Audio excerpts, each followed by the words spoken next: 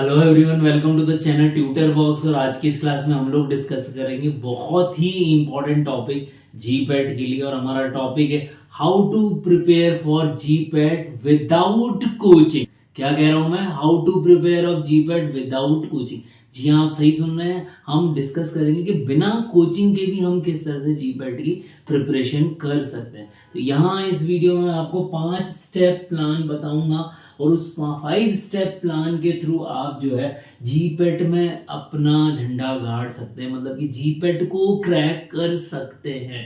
तो देखिए हमारा क्या प्लान है। फर्स्ट स्टेप आप देखिए, फर्स्ट स्टेप में हमारे पास में क्या है कि हमारी फर्स्ट स्टेप है कि हमारा फाउंडेशन क्या है। तो फाउंडेशन के लिए आप लोगों को क्या ध्यान देना है कि आप लोगों को सिलेबस पता होना चाहिए, सेकंड आपको पेपर का पैटर्न पता होना चाहिए, और थर्ड आपके पास में क्या स्टडी मटेरियल होना चाहिए।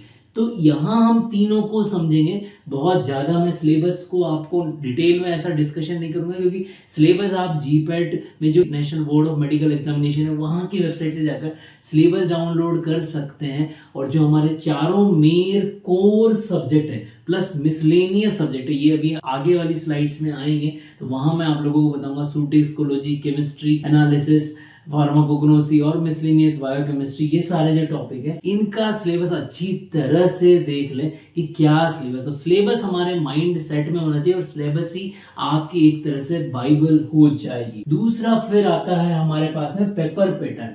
तो जीपैट का पेपर पैटर्न क्या है? तो 125 क्वेश्चन इसमें आते हैं और नेगेटिव मार्किंग भी होती है। तो यहाँ टोटल 500 मार्क्स का पेपर होता है ये। और यहाँ जो 125 मार्क्स है उसमें अगर पेपर पैटर्न देखेंगे तो जो पेपर पैटर्न की जो गाइडलाइन दी हुई है उसमें सूटिक्स और केमिस्ट्री में 38 क्वेश्चंस का दिया हुआ है। कोलॉजी जो है जिसके अंदर कोलॉजी पर्टिकुलरली हो गया, पैथोफिजियोलॉजी हो गया और ह्यूमन एनाटॉमी हो गया, इनका मिला के 28 क्वेश्चन। और जो फार्माकोग्नोसी है उसमें 10 to 11 क्वेश्चन है। और बाकी कुछ जो क्वेश्चन बचे हैं वो रिमेनिंग क्वेश्चन जो है मिसलेनियस टॉपिक्स के आ गए।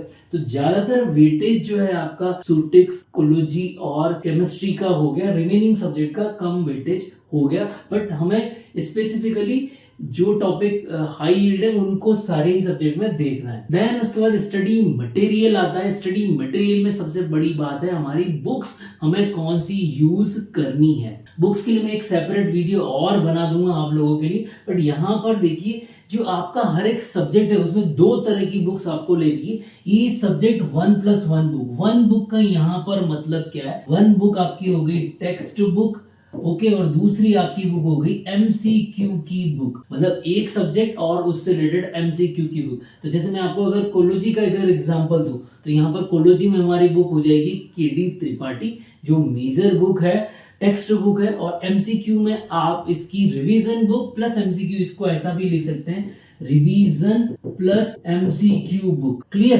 तो रिवीजन प्लस एमसीक्यू में यहाँ पर आप रिव्यू ऑफ फार्माकोलॉजी बुक आती है गोविंद राय गर्ग की, वो काफी अच्छी बुक है, मेडिकल के स्टूडेंट भी उसको यूज करते हैं। तो यहाँ पर उस बुक में पूरा रिवीजन भी दिया और एमसीक्यू भी दिए और पुराने सालों के क्वेश्चन पेपर भी दिए। साथ में केडी त्रिपाठी की भी एक एमसीक्यू बुक आती है। तो इस तरह से आप इस तरह की बुक यूज कर सकते हैं। इसी तरह से बायोकेमिस्ट्री हो गया, बायोटेक्नोलॉजी हो गया, माइक्रोबायोलॉजी हो गया, केमिस्ट्री हो गया, केमिस्ट्री में एनालिटिकल केमिस्ट्री हो गया, ठीक है, ऑर्गेनिक केमिस्ट्री हो गया। ऑर्गेनिक केमिस्ट्री में आपने जो 12th में पढ़ा है, नीट में पढ़ा है, वहां से आप भी उसके भी नोट्स यूज कर सकते हैं, क्योंकि ऑर्गेनिक केमिस्ट्री में काफी सारे क्वेश्चंस आते हैं। ऑर्गेनिक केमिस्ट्री की हमारी एक बुक हो गई और उसकी एमसीक्यू और रिवीजन की बुक हो गई, जो आपको पुरानी आपकी कोचिंग जो होगी, एलन हो गया या आकाश हो गया, उनकी नोट्स भी आपके यहाँ पर काम आ जाएंगे।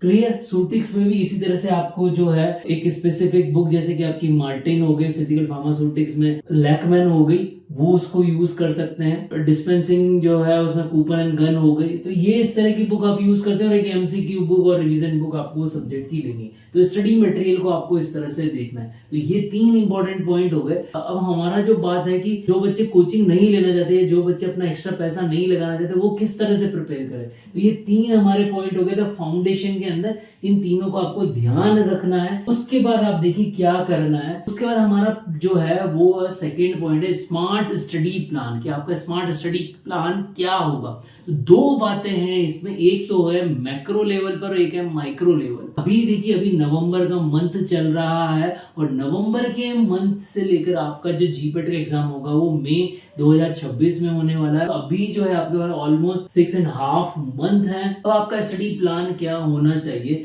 तो 6 मंथ का स्टडी प्लान है उसको हमने इस तरह से बांटा है। 1 to 4 मंथ जो है आपका फंडामेंटल्स को जो है आपको देखना है, मतलब कि आप लोगों को अपने कोर जो टॉपिक्स है उसमें से इंपॉर्टेंट टॉपिक्स हैं उनको आपको पढ़ना है। तो 1 to 4 मंथ का ये प्लान हो गया। देन 5th मंथ में आपको क्या करना है, यहाँ पर आपको रिवीजन करना है जो भी आपने पढ़ा है, और 6 मंथ में आपको सेकेंड रिवीजन करना है। क्लियर, यहाँ पर हमारा फर्स्ट रिवीजन हो गया और यहाँ पर आपका लास्ट मंथ में 6th जो मंथ है उसमें आपका सेकेंड रिवीजन हो गया। तो इस तरह से आपको ये मेजर स्टडी प्लान हो गया।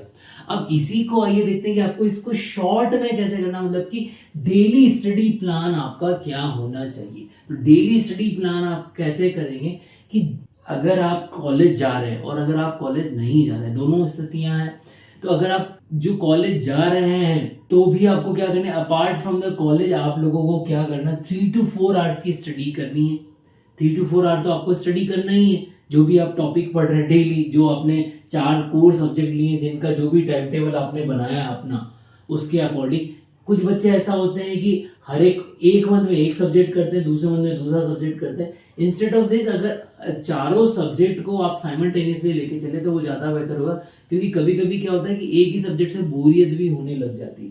तो यहाँ पर डेली आपको क्या करना है, 3 to 4 आवर्स जो भी आपने स्टडी प्लान बनाया उसके अकॉर्डिंग करें। उसके बाद 1 to 2 आवर्स जो है, 1 to 1.5 आवर्स जो है आपका किस में चला जाएगा, MCQ में चला जाएगा। किस में चला जाएगा, आप जो है आप MCQ करेंगे उस टॉपिक। जैसे आपने टैबलेट पढ़ा तो टैबलेट के क्वेश्चन कर लिए, आपने कोग्नोसी में कुछ ग्लाइकोसाइड पढ़े थे उसके ग्लाइकोसाइड के क्वेश्चन कर लिए। मतलब जो टॉपिक पढ़ा उसी के क्वेश्चन आप कर रहे हो। यहाँ पर 3 to 4 आवर्स की जो स्टडी हुई वो टॉपिक पढ़ा और उसी से रिलेटेड क्वेश्चन करेंगे आप। तो यहाँ आपके क्वेश्चंस भी होते जाएंगे। एंड देन आपको 1 to 1 आवर में जो क्या करना है, रिवीजन पूरा करना है। मतलब जो डेली आपको रिवीजन करना है। तो ये जितना ज्यादा रिवीजन होगा उतना ज्यादा आप लोगों को फायदा होगा। तो ये डेली हमारा प्लान है। ये डेली प्लान ही मंथली प्लान में कन्वर्ट होगा। यहाँ पर हमने जो 1 to 4 मंथ में फंडामेंटल स्टडी के लिए बारे में बोला है, कंसेप्चुअल स्टडी के बारे में बोला है, फॉर्मूला के बारे में पढ़ा है। यहाँ पर रिवीजन भी साथ साथ में थोड़ा थोड़ा रिवीजन है। और लास्ट 5th और 6th मंथ में तो आपको पूरा जो भी पढ़ा है आपने वो रिवाइज करना ही है। तो ये हमारा जो है स्मार्ट स्टडी प्लान हो गया। अब देखिए इसमें टॉप और सीक्रेट क्या है आपके पास में, ऐसे क्या आपके हथियार हैं जो आप कोचिंग करने वाले छात्र को भी मात दे सकते हैं, वो देखिए हमारे पास में क्या है। तो सीक्रेट हमारा वेपन क्या है कि आपको अपनी नोट्स मेकिंग आनी चाहिए। क्योंकि आप जनरली हर बच्चा अपना नोट्स बनाता है, आपको किसी और के नोट्स पर रिलाई नहीं करना। क्योंकि नोट्स क्या होते हैं, हमारे खुद के होते हैं। हमें कुछ आता है हम अपने हिसाब से लिखते हैं और उसके बाद हम कुछ चीजें छोड़ देते हैं, क्योंकि वो चीजें हमारे माइंड में होती है, वो हमारे कॉन्शियस माइंड में होती है, तो उनको हम लिखते नहीं। जो हमें याद नहीं था हम उसको अपनी कोड लैंग्वेज में लिखते हैं। अगर आप किसी और दूसरे बच्चे के नोट्स लेंगे तो वहां आपको उसकी कोड लैंग्वेज को आप नहीं समझ पाएंगे। तो यहाँ पर आप लोगों को अपने क्या करना है, क्रिएट कंसाइज नोट्स आपको अपने लेने हैं। क्लियर। और उसके बाद आपको क्या करना है, फ्लैश कार्ड्स आते हैं, फ्लैश कार्ड की बुक्स भी आती हैं बहुत सारी। तो फ्लैश कार्ड्स को आप यूज कर सकते हैं। फार्माकोलॉजी हो गया, सूटिक्स हो गया, कोग्नोसी हो गया, इनके काफी सारे ऑनलाइन फ्लैश कार्ड्स अवेलेबल है, तो उसको आप यूज कर सकते हैं। और फ्लो चार्ट्स हैं और चार्ट्स एंड टेबल्स हैं, तो फ्लो चार्ट्स और टेबल्स दोनों को आप यूज कर सकते हो। चार्ट्स एंड टेबल के लिए आपको बता दूं, जैसे कि फार्माकोलॉजी के आपको चार्ट्स और टेबल चाहिए तो आपको जो कैटजंग है उसमें मिल जाएगा, रैंग एंड डेल में भी काफी सारे चार्ट मिल जाएंगे, टेबल्स आपको केडी त्रिपाठी में मिल जाएगी। इसी तरह से जो आपकी जो जीपेट प्रिपरेशंस की जो बुक है, जैसे कि पियर्सन गाइड हो गया या फिर इनामदार बुक हो गई हमारी जीपेट की, ठीक है, तो उसमें आपको चार्ट टेबल और फ्लो चार्ट मिल जाएगा। वो चार्ट टेबल और फ्लो चार्ट्स को आप अच्छे से लर्न कर लें, ये बहुत ही इंपॉर्टेंट होते हैं। ये फास्ट रिवीजन करने में और जल्दी से जल्दी याद करने में बहुत ज्यादा काम आते हैं। तो ये आपके तरह से जो मैंने वेपन वर्ड दिया ना, मतलब ये आपके बिल्कुल सही काम आएंगे। यहाँ पर आप जो है फोकस करिएगा। अगर इसको आप सही कर लेंगे तो ये आपके रिवीजन को फास्ट करने में बहुत मदद करेंगे। अब देखिए यहाँ पर मैंने नेक्स्ट पॉइंट दिया कि where to find a good teacher. अब जब आप ये सोच रहे होंगे कि मैं कोचिंग का तो मना कर रहा हूँ, फिर मैंने ये ऑफलाइन और ऑनलाइन का क्या लिख दिया है कि हमें क्या कोचिंग करनी है क्या, ऐसा कह रहे हैं क्या सर? देखिए मैं ऐसा नहीं कह रहा हूँ, मैं ये कह रहा हूँ तुम लोगों से कि आप लोग अपने कॉलेज में भी पढ़ाई करते हैं, तो उस कॉलेज में जो भी टीचर आपको पसंद आता है उस टीचर से आप पढ़ सकते हैं, उस टीचर से ही आपको समझ में आएगा क्योंकि वो जिस सब्जेक्ट को पढ़ा रहा है। तो ऐसा तो है ही नहीं कि किसी भी कॉलेज में किसी भी एक भी टीचर से आपको कुछ समझ नहीं, हर कॉलेज में कुछ ना कुछ टीचर्स तो ऐसे होते हैं जिनसे आपको बहुत अच्छा समझ में आता है, तो उन टीचर से वो सब्जेक्ट को आप क्लियर कर लें। अब अगर कुछ ऐसा सब्जेक्ट है जो आपको अपने कॉलेज से समझ में नहीं आ रहा है, तो उसके लिए आप लोगों के पास में क्या है, उसके लिए आपके पास में ऑनलाइन का टूल है और वो आप यूट्यूब को इस्तेमाल कर सकते हैं। ओके, यूट्यूब पे काफ़ी सारे लेक्चर्स अवेलेबल है, जैसे कुछ लेक्चर तो जो फार्माकोलॉजी हो गया, एनाटॉमी हो गया, माइक्रोबायोलॉजी हो गया, और भी बहुत सारे कोग्नोसी के कुछ लेक्चर हैं, तो वो आप यूट्यूब में ट्यूटर बॉक्स जो हमारा चैनल है उससे कर सकते हैं। इसके अलावा और भी सूटिक्स में आपको किसी और टीचर का अच्छा लगता है तो काफ़ी सारे रिसोर्सेज अवेलेबल है, इंडिया के भी टीचर्स है, फॉरेन के भी टीचर्स है, तो यहाँ पर राइट चॉइस आपकी होनी चाहिए। यूट्यूब पर मटेरियल बहुत अवेलेबल है, बट आप देखिए आपको कौन सा बढ़िया लगता है। ऐसा यूट्यूब चैनल आप ना पकड़ ले जहाँ पर व्यू तो बहुत सारे हो, बट अगर आप देखेंगे तो उसमें क्या होता है कि वो केवल नोट्स बुक खोल लेते हैं और नोट्स पढ़ाते रहते हैं। ऐसा भी नहीं, सामने कोई टीचर आ रहा है वो ढंग से पढ़ा रहा है तो वो अच्छा है, या केवल कोई पावर पॉइंट से पढ़ा रहा है। तो जिसमें आपको मैटर अच्छा लगे, समझाने का तरीका अच्छा लगे, उन टीचर को फॉलो करें।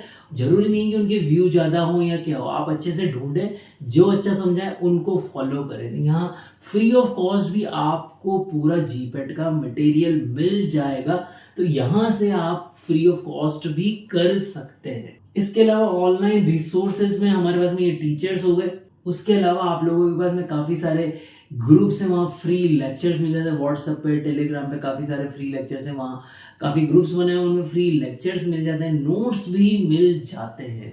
नेक्स्ट जो है आपको देखना है कि हमारे पास में जो हमारा सब पॉइंट है वो थर्ड की हाई यील्ड टॉपिक आप लोगों को ढूंढना है। अभी हाई यील्ड टॉपिक क्या है कि आप लास्ट ईयर के जो पुराने जीपेट के पेपर देखें, मेरे यूट्यूब चैनल पे भी मैंने आप लोगों को हर एक सब्जेक्ट के हाई यील्ड टॉपिक बता रखे हैं। यहाँ मैं आपको स्क्रीन पर भी दे दूंगा, यहाँ स्क्रीन पर आप वीडियो भी देख सकते हैं। उसके अलावा डिस्क्रिप्शन बॉक्स में आप देख सकते हैं अलग अलग सब्जेक्ट के मैंने जो इंपॉर्टेंट टॉपिक है वो बताया हुआ। जैसे सूटिक्स हो गया तो टैबलेट हो गया, कैप्सूल हो गया, प्री फॉर्मुलेशन स्टडीज हो गई, ठीक है। उसके अलावा सपोजिटरी हो गई, सॉल्यूशंस हो गए, यहाँ से क्वेश्चन आते हैं। इसमें कैलकुलेशन बेस्ड क्वेश्चन यहाँ पूछ लिए जाते हैं। केमिस्ट्री में अगर एनालिटिकल देखें तो हमें स्पेक्ट्रोस्कोपी, क्रोमेटोग्राफी, इस पर अपने को फोकस करना है।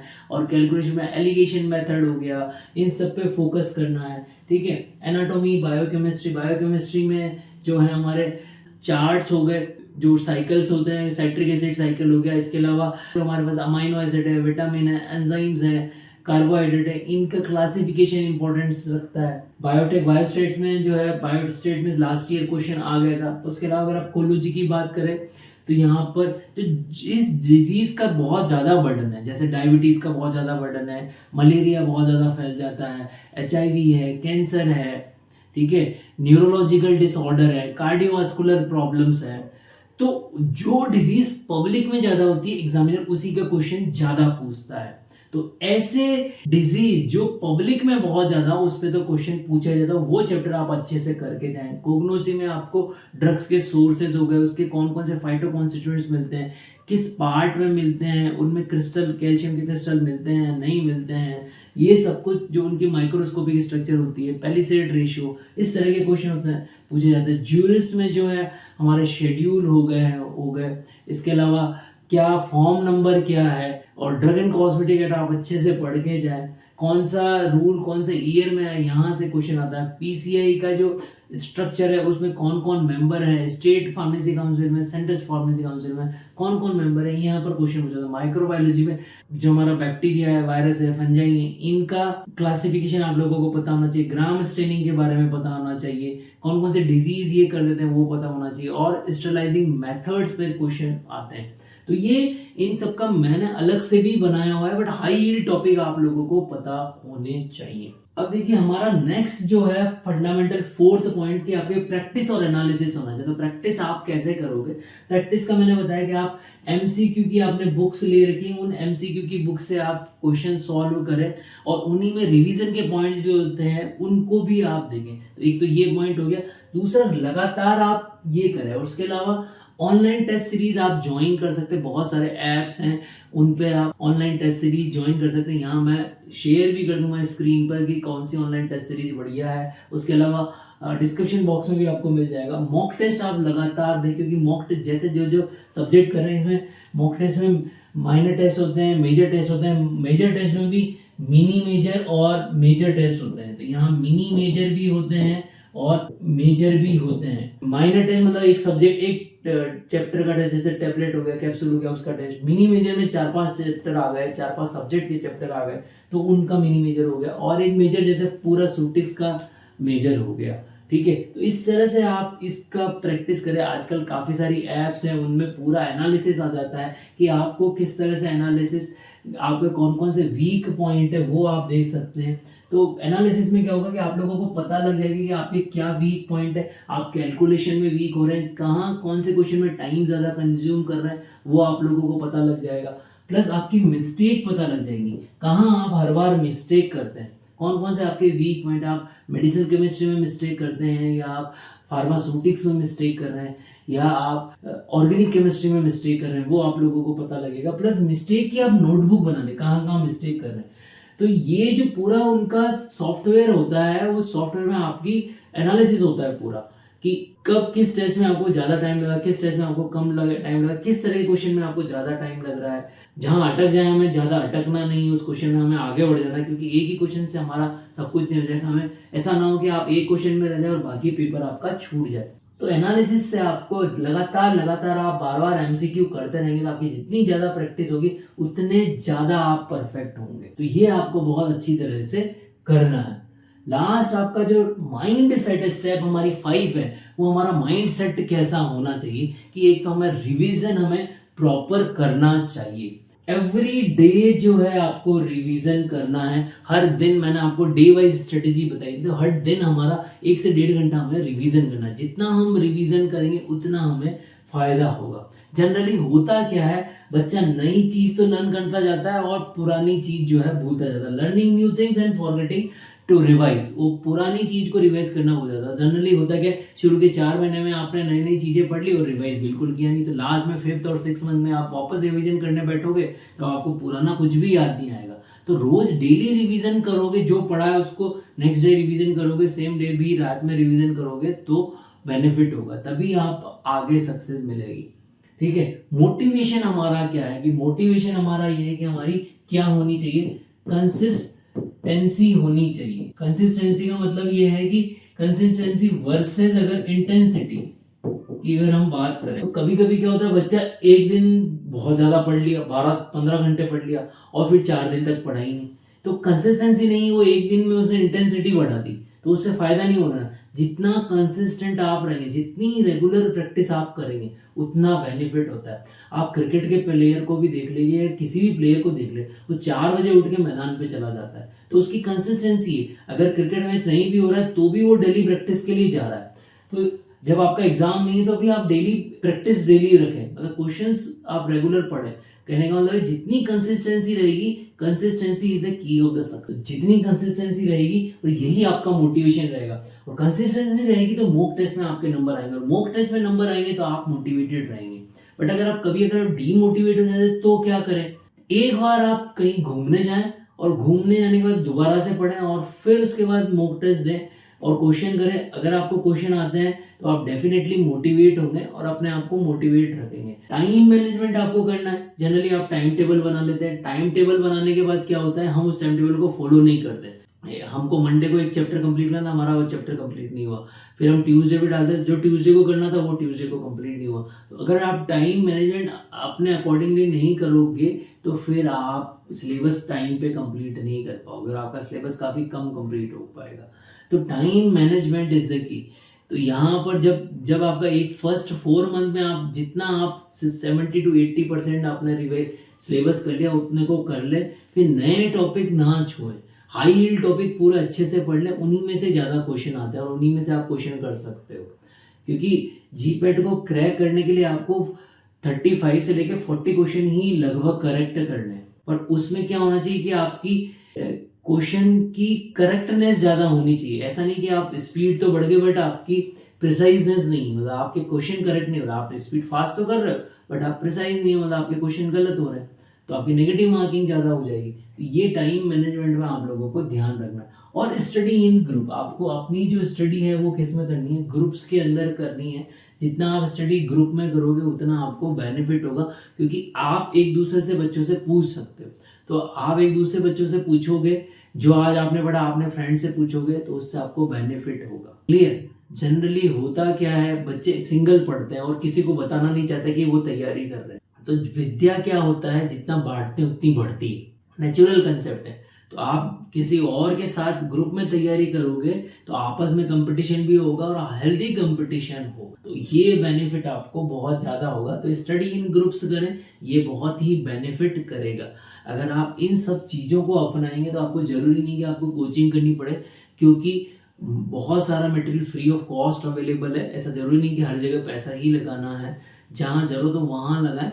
बट यहाँ मैंने जो आप लोगों को स्ट्रेटेजी दी, अगर आप उसको फॉलो करेंगे तो डेफिनेटली बिना कोचिंग के भी आप जीपैट को क्रैक कर सकते हैं डेफिनेटली। तो अगर जो भी इस वीडियो में मैंने आप लोगों को चीज़ें बताई हैं, अगर आप लोगों को पसंद आई तो ज़्यादा से ज़्यादा बच्चों तक शेयर करें और कमेंट बॉक्स में ये भी डाल दें कि मुझे नेक्स्ट में और कौन से टॉपिक्स में मैं जीपैट से रिलेटेड या फार्मेसी ड्रग इंस्पेक्टर से रिलेटेड आप लोगों के लिए वीडियो लेके आऊँ, तो मैं उस पर भी बनाऊँगा। तो अगर आप लोगों को ये वीडियो पसंद आए तो ज़्यादा से ज़्यादा बच्चों तक शेयर जरूर करें। जय भारत, जय हिंद।